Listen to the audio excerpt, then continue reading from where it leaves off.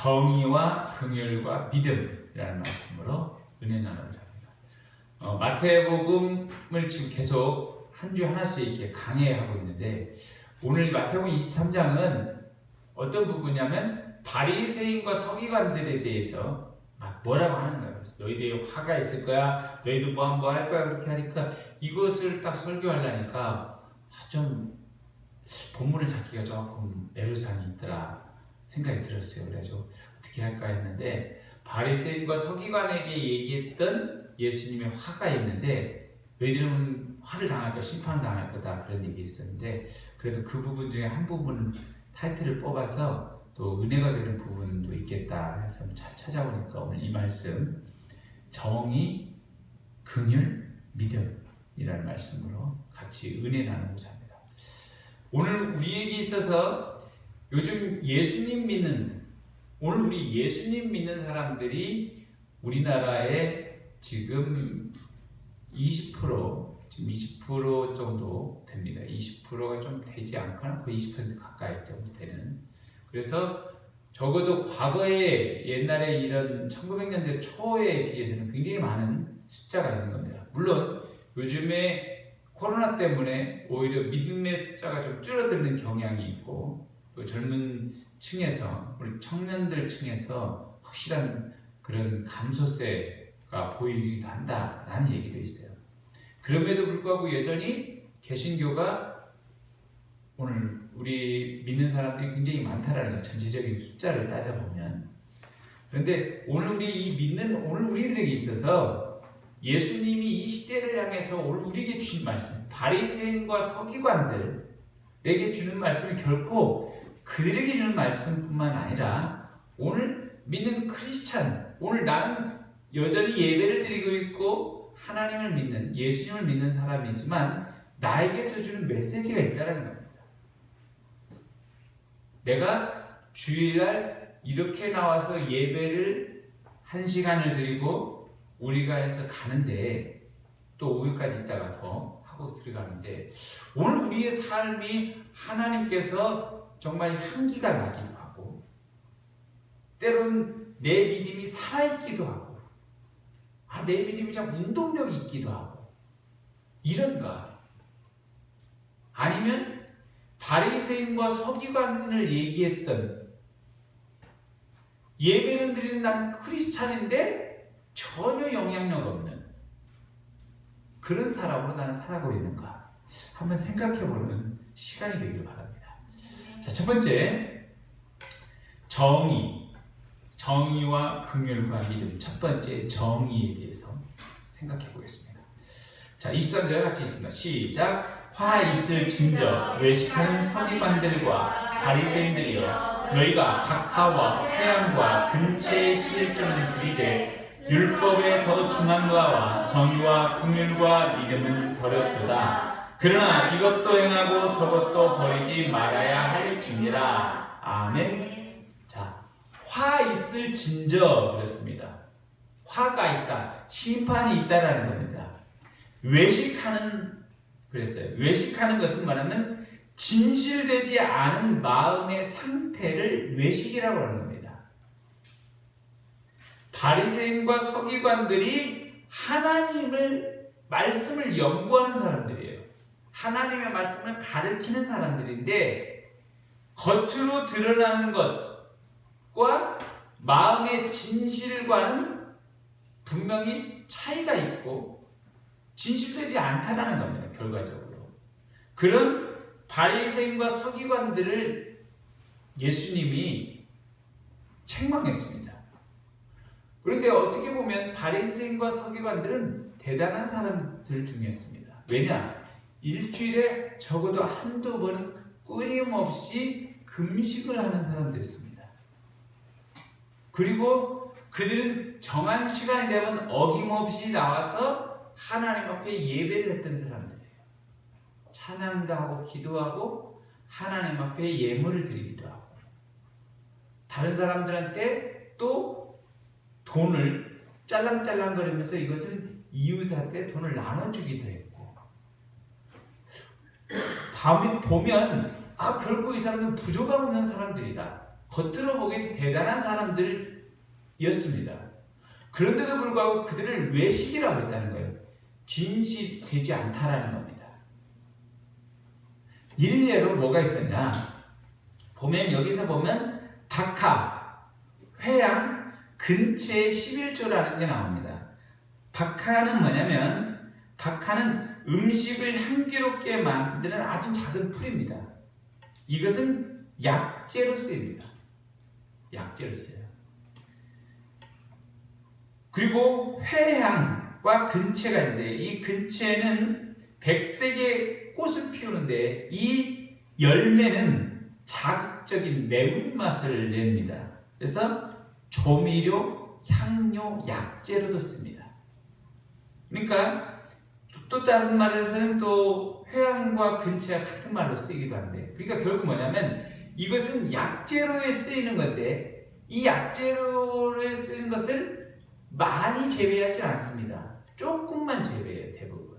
그렇기 때문에 이것을 조금을 재배하는데 그 적은 것에서 11조를 떼어드린다는 겁니다. 얼마나 대단하십니까? 그렇죠?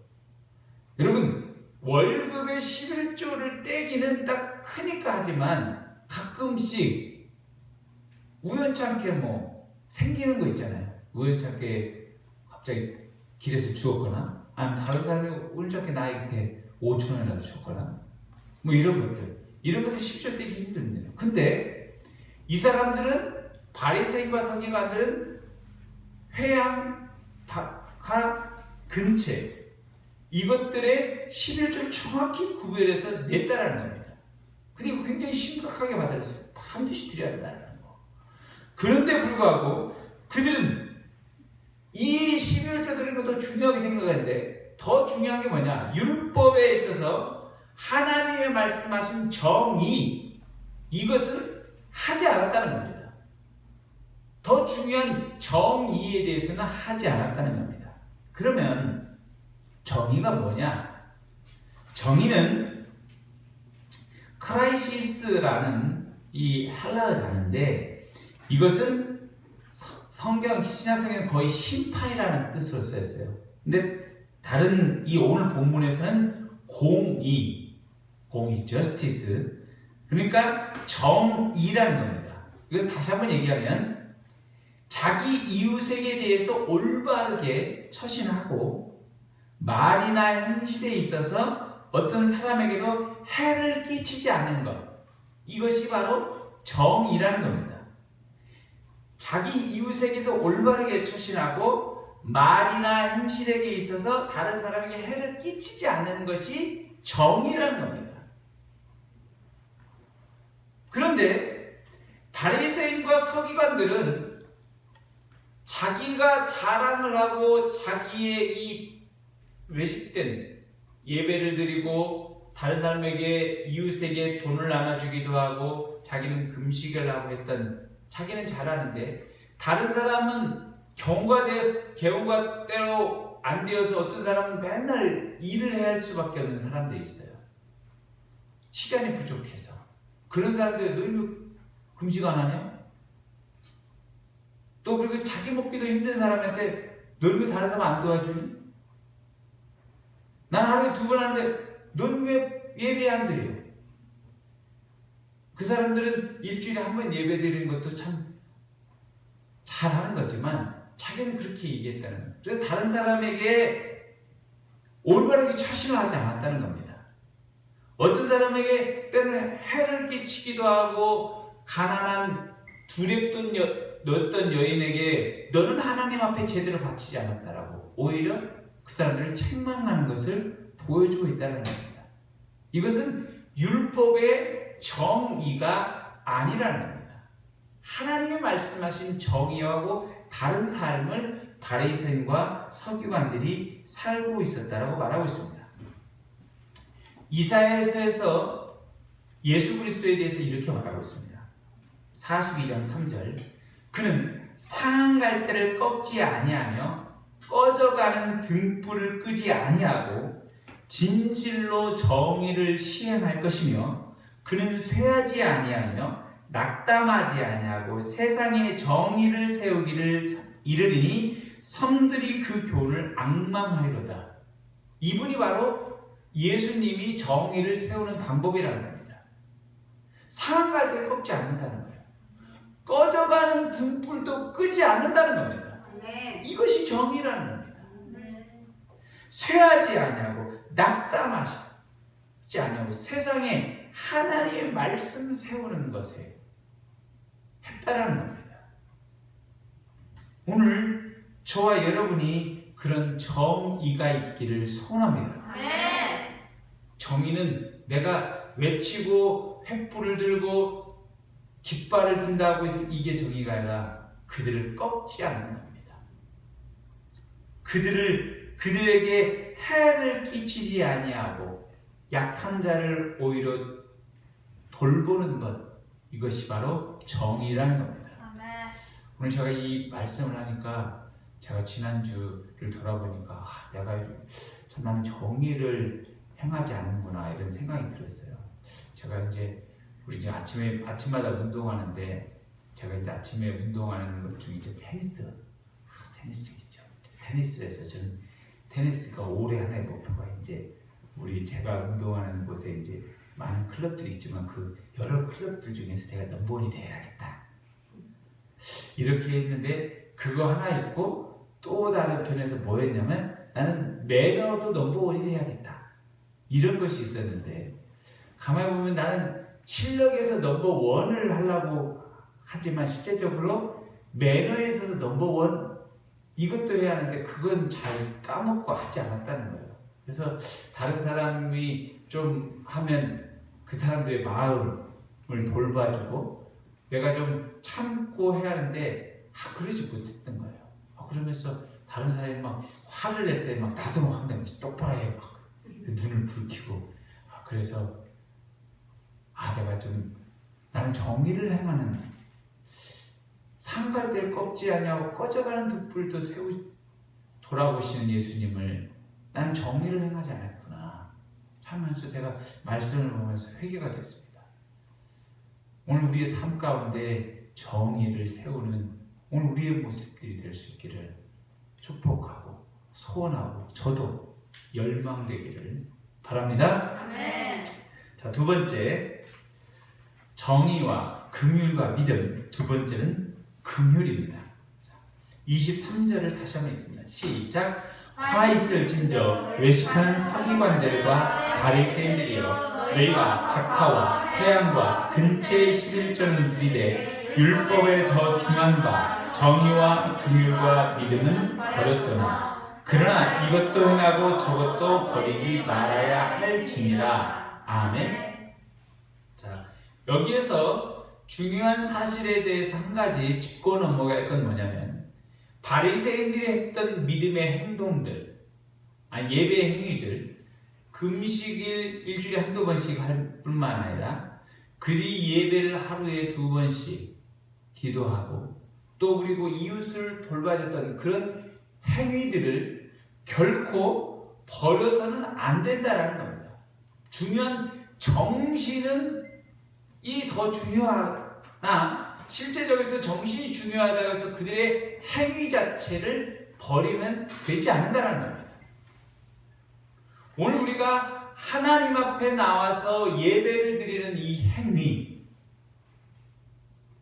굉장히 중요합니다. 어떤 사람은 이렇게 얘기합니다. 나는 교회 안 가도 주님 정말 사랑하고 있어. 그렇지 않습니다.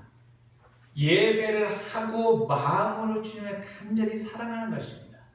두 개가 같이 가지 않으면 그건 하나님 앞에 진정한 진실이 아니라는 것. 그래서 너희가 이것도 행하고 저것도 버리지 말지니라라고 성경이 말씀하고 있는 것입니다. 오늘 그것을 우리가 해야 하는 겁니다. 그 정의 다음에 나와 있는 것이 뭐냐 그러면 긍휼이라는 겁니다. 긍휼은 뭐냐? 긍휼은 자비, mercy라는 건데 우리가 이 자비라는 게 굉장히 좋은 단어인데 우리가 불교에서 부처님의 자비 맨날 요구하니까 이 자비라는 말을 우리 한국에서는 잘 쓸라 하지 않아요. 왜냐하면 이 불교에서 거의 다 가져가는 거기 때문에 그래서 긍휼, 보통 이게 긍휼로 많이 쓰입니다. 자비보다는. 근데 이 긍휼은 뭐냐? 불쌍한 자와 고통받는 자를 보고서 그들을 향하여 베푸는 친절.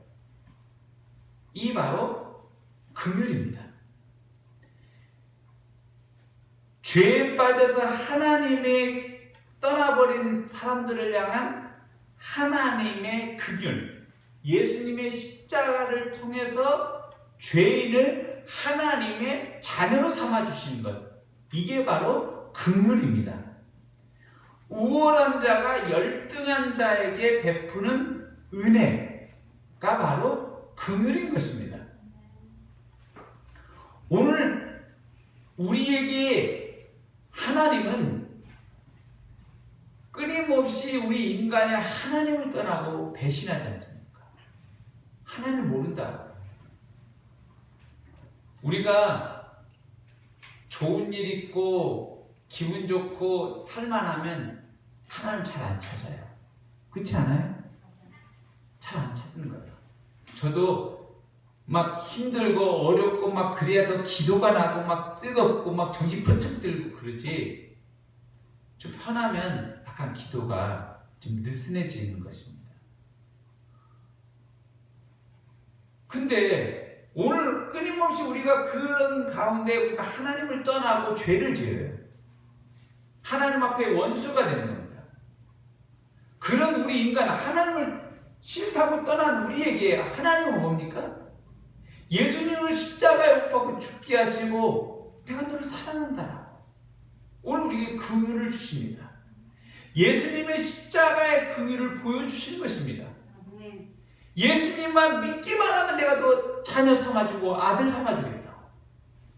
이보다 더 큰 긍휼이 어디 있습니까? 아멘? 아멘. 여러분, 하나님의 자녀 되는 거 이렇게 쉬워요. 예수님을 나의 구세주와 주님으로 영접하고 예수님이 나를 위해 죽으셨다는 걸 믿을 때 하나님의 자녀가 되는 것입니다. 영접하는 자, 그 아들의 이름을 믿는 자는 하나님의 자녀가 되는 권세를 주셨으니 어떻습니까? 그리고 하나님의 나라를 상속으로 주신 것입니다. 우월한 자 하나님이 열등한 인간에게 이런 특혜를 베푸는 것이 긍휼입니다. 세상에는 어떻습니까? 승진해 보려고 하십시오. 얼마나 그 사람의 비율을 맞춰줘야 할지. 그렇지 않습니까? 저희 큰형이 지금 현재 이제 교감인데 교감이 되려고 교장한테 얼마나 그냥 하지 못할 일도 말 뭐라고 하고 싶은데도 하지도 못하고 꽁 하면서 참고 있었던 거 얘기해 줬는데 참 불쌍하더라고요. 그러니까 시골에 이제 교감되려고 시골에 가서 이제 같이 일주일 내내 그 관사를 쓰고 있는데 교장이 심심하면 밤에 뭐 야식을 이렇게 좋아한다는 거예요. 그럼 시골 그럼 꼭 사오랜대. 그러면 나이도 지금 이미 50이 넘어 죽겠고 그런데 꼭 하면 싫다는 얘기를 할 수가 없대. 왜냐하면 평점을 교장이 주기 때문에. 그래서 싫어도 사온대요. 그리고 또 주일날 되면 갑자기 또 등산을 가자는데 난 쉬고 싶은데 50이 넘어서 또 등산 같이 가는 거야. 비유 맞춰주니라. 그러니까 교장도 그 약점을 아는 거야. 얘가 평점 때문에 아는 거야. 그래서 그렇게 아주 3년을 그렇게 고생하면서 결국 교감은 됐지만 그렇게 승진하려는 건 힘들어요.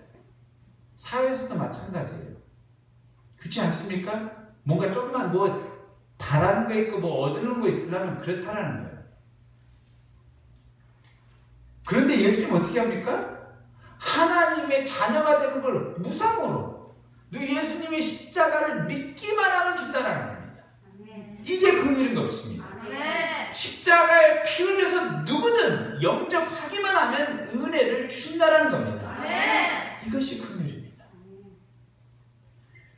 에베소서 2장 4, 5절 긍휼이 풍성하신 하나님이 우리를 사랑하신 그 큰 사랑을 인하여 허물로 죽은 우리를 그리스도와 함께 살리셨고 너희는 은혜로 구원을 받은 것이라. 베드로전서 2장 10절 너희가 전에는 백성이 아니더니 이제는 하나님의 백성이요 전에는 긍휼을 얻지 못하더니 이제는 긍휼을 얻은 자가 되었느니라. 여러분, 긍휼 오늘 우리에게 있어서 내가 세상에 예수님의 긍휼을 받아 하나님의 자녀가 되고 천국에 가는 자가 되었습니다. 그래서 오늘 우리의 삶이 어떻겠습니까? 사도 바울이 디모데한테 뭐라고 그랬냐면 디모데전서에서 1장 13절 이렇게 말해요. 나는 전에 비방자였다는 겁니다. 예수님을 믿는 사람들을 유대인으로서 폭행하는 자였어요. 박해하는 자였다는 겁니다. 그런데 도리어 긍휼을 입은 것은 내가 믿지 아니할 때 알지 못하고 행하였을 그때 나는 예수님의 긍휼을 받았다는 겁니다. 그래서 이제 우리 주의 은혜가 그리스도 예수 안에 있는 믿음과 사랑에 넘치도록 풍성하였는데 나도 이제 너희들에게 그 은혜와 긍휼의 풍성을 나누어 주고 싶다라고 사도 바울이 말하고 있는 것입니다. 아멘? 내가 우월적 지위에 있다면 나보다 낮은 자에게 긍휼을 베풀 수 있기를 소원합니다. 아멘. 가정에서 자녀들에게 우월적 지위가 내가 있다면 그들에게 긍휼과 사랑을 베풀어 줘야 할 것입니다. 아멘. 학교에서도 보면 부족한 자들이 있어요. 요즘은 장애우가 학교에 같이 학급에 있는 데가 있습니다. 그들에게 주님의 사랑을 긍휼을 베풀어 줘야 할 것입니다.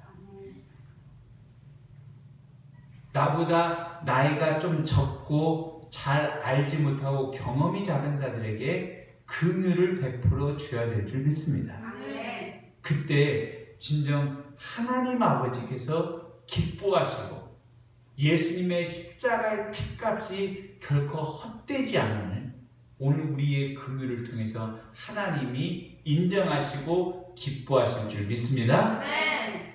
자, 세 번째 정의와 긍휼과 믿음. 세 번째는 믿음입니다. 23절을 다시 한번 읽습니다. 시작. 화 있을진저 외식하는 서기관들과 바리새인들이여 너희가 박하와 회양과 근체에 실을 좀 들이되 율법에 더 중한 바 정의와 긍휼과 믿음은 버렸도다. 그러나 이것도 행하고 저것도 버리지 말아야 할지니라. 아멘. 자, 믿음이라는 것입니다. 믿음은 신앙인데 인간과 하나님과 관계에 있어서 하나님에 대한 확신, 이것을 믿음이라는 겁니다. 오늘 우리는 하나님께 대한 믿음이 있습니다.